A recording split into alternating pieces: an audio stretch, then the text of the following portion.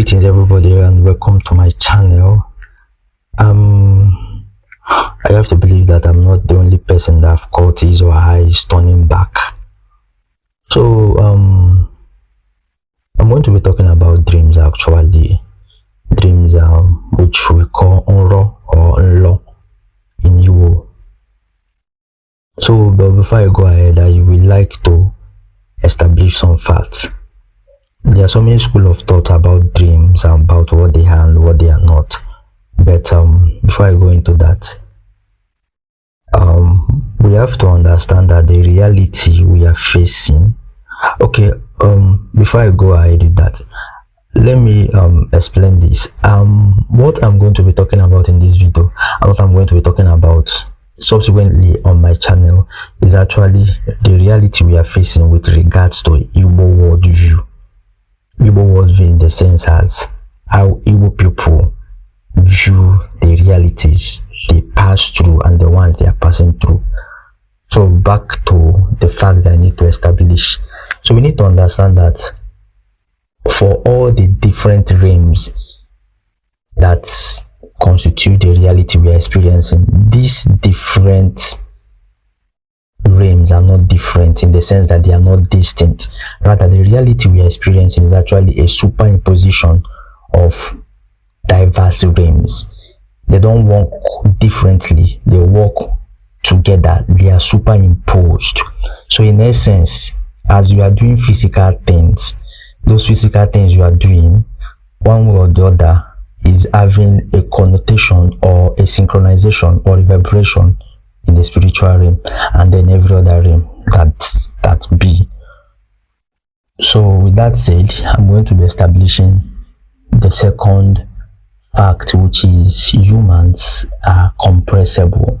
Compressible in the sense that if you pack the animate force in humans, that's the spirit of humans, even if you pack like 10 billion spirits of humans and put them in a room, they cannot fill that room because they are compressible.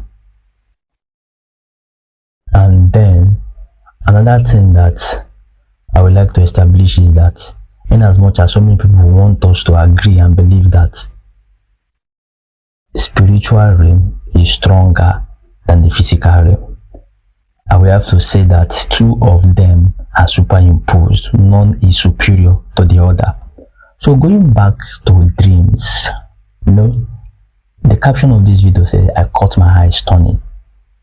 So I believe that we all know that the consciousness of a human being lies in their spirit.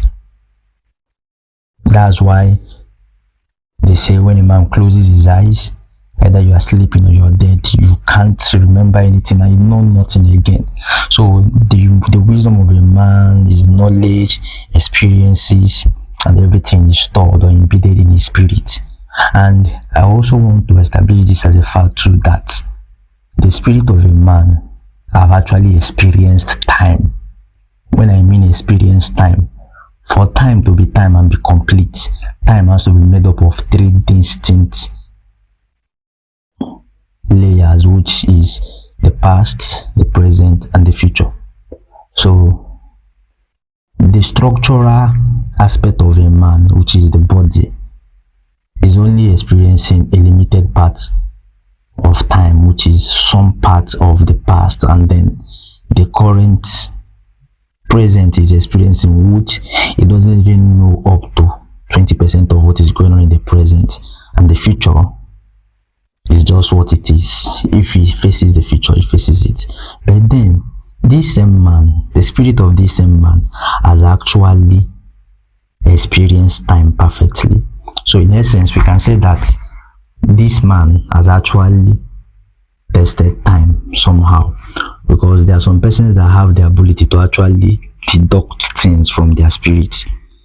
So with this said, what really happens when a man falls asleep?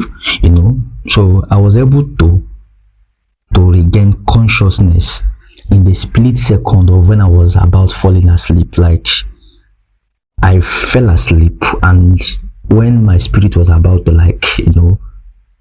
just do boom, I somehow got consciousness. So I'm going to be talking about what happens when we fall asleep, like what really happens, like when we fall asleep, and then the dreams and everything. I don't want the video to get too long, so I'm going to talk about that in the part 2 of this video.